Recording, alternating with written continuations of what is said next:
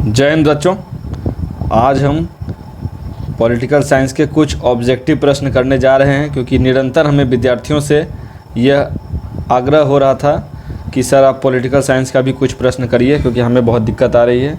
तो मैं political science का आज से प्रश्न आरंभ करना स्टार्ट करूंगा और आप लोगों के कमेंट्स हमेशा वेलकम हैं। आप हमें कमेंट करके बता सकते हैं कि आप लोगों को और क्या क्या चीज़ चाहिए पॉलिटिकल साइंस में और किस तरह का प्रश्न होना चाहिए। वैसे मैं हर एक तरह का प्रश्न करूंगा, 3 नंबर का भी, 5 नंबर का भी और 1 नंबर वाले प्रश्न भी।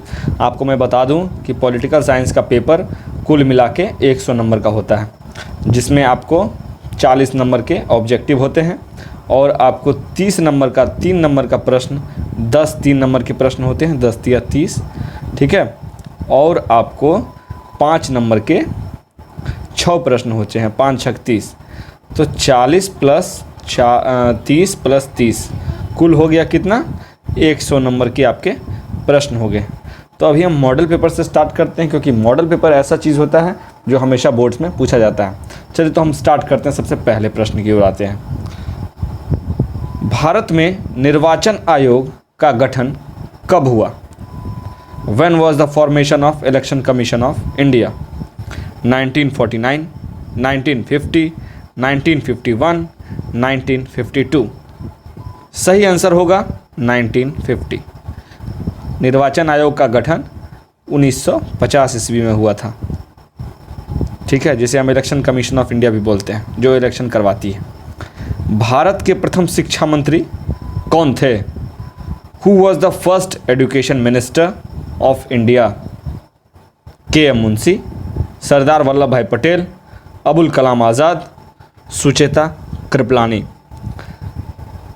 अबुल कलाम आज़ाद। भारत के प्रथम शिक्षा मंत्री अबुल कलाम आज़ाद जी थे, तो करेक्ट ऑप्शन हो जाएगा सी, अबुल कलाम आज़ाद। आगे बढ़ते हैं। भारत में तृतीय आम चुनाव कब हुआ था? When was the third general election held in India? 1961, 1962, 1963, 1964। इसका सही आंसर होगा 1962। 1962 में तृतीय आम चुनाव हुआ था। 1962 में तृतीय आम चुनाव हुआ था। आगे बढ़ते हैं। भारत का 29वां राज्य कौन है? Which is 29th state of India? Jharkhand, Uttaranchal, Chhattisgarh, Telangana. जी मैं आपको बताता हूँ कि इसका जो सही उत्तर है वो है तेलंगाना। आपको पता ही होगा तेलंगाना हाल फिलहाल में ये राज्य बना है। ये भारत का 29वां राज्य है। इसके जो चीफ मिनिस्टर हैं वो हैं के चंद्रशेखर राव। के चंद्रशेखर राव जी जो हैं इसके चीफ मिनिस्टर हैं। आगे बढ़ते हैं। दोस्तों आप लोग इस वीडियो को लाइक कर दो और चैनल के बेल आइकन को दबा दो और कमेंट करके हमें बताओ कि वीडियो कैसा लग रहा है आपको। किसने द्विराष्ट्रीय सिद्धांत का प्रतिपादन किया? Who gave 2 national theory? Mahatma Gandhi, Pandit Jawaharlal Nehru, Mohammad Ali Jinnah, Sardar Vallabh Bhai Patel. इसका सही उत्तर होगा मोहम्मद अली जिन्ना। जी हाँ, मोहम्मद अली जिन्ना नेशनल थ्योरी इन्होंने ही दिया था। राष्ट्र सिद्धांत, जिसको द्विराष्ट्र सिद्धांत कहते हैं, मतलब भारत और पाकिस्तान दोनों को जो अलग किया गया था, दो राष्ट्र का थ्योरी था, ठीक है। ये जो नक्शा था भारत का, इसे 2 पार्ट में अलग किया गया था, ठीक है। उसमें भारत और पाकिस्तान को जो अलग किया गया था, द्विराष्ट्रीय थ्योरी, ये मोहम्मद अली जिन्ना जी ने दिया था, जो कि बाद में पाकिस्तान के प्रथम प्रधानमंत्री बने। आगे बढ़ते हैं। किस पंचवर्षीय योजना में गरीबी हटाओ कार्यक्रम को विशेष स्थान दिया गया? इन विच 5-year प्लान गरीबी हटाओ programme was given special preference?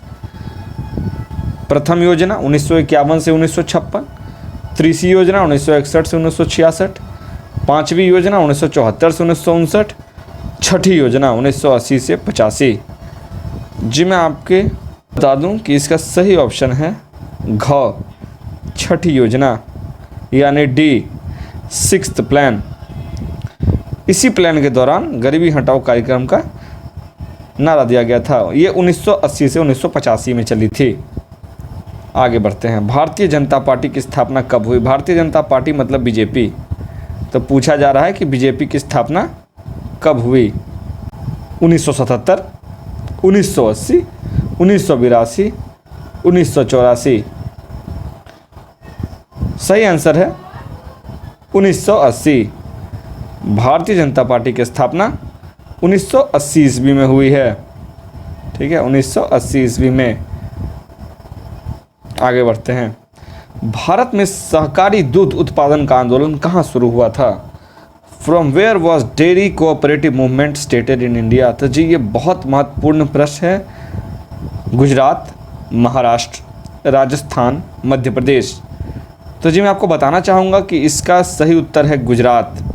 Varghese Kurien साहब थे जो कि अमूल नाम से एक कंपनी लाए। वर्गीस क्यूरियन ये केरला से ही थे ये। ठीक है, और इन्होंने दुग्ध क्रांति मतलब वाइट रेवोल्यूशन देश में इन्हीं के द्वारा लिया गया। ठीक है, भारत में दुग्ध क्रांति इन्होंने ही लाई थी। याद रख लें आप नाम वर्गीस क्यूरियन। आगे बढ़ते हैं। किस भाषा के आधार पर 1953 में आंध्र प्रदेश का गठन हुआ? ठीक है, on the basis of which language was the state of Andhra Pradesh created in 1953? Tamil, Malayalam, Kannada, Telugu. इसका सही आंसर है घ, तेलुगु भाषा के आधार पर 1953 में आंध्र प्रदेश का गठन हुआ। तो सही आंसर है तेलुगु। आगे बढ़ते हैं। पूर्वोत्तर भारत के 7 बहनों में से कौन सा राज्य शामिल नहीं है? Which state in India is not included among 7 sisters of north east India? 7 sisters बहुत इंपॉर्टेंट क्वेश्चन है। 7 बहन। मणिपुर, मिजोरम, नागालैंड, पंजाब।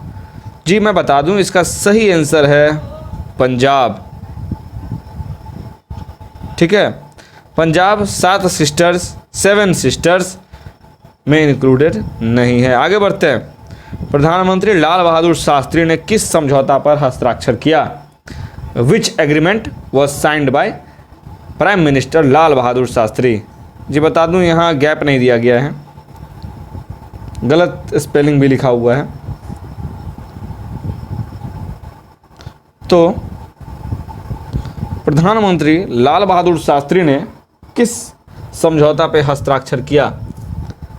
सही ऑप्शन है गौ, तकासन समझौता, तकासन एग्रीमेंट। जी दोस्तों आगे बढ़ते हैं। भारत की विदेश नीति का निर्माता किन्हें माना जाता है? Who was the former of Indian foreign policy? सही उत्तर है पंडित नेहरू।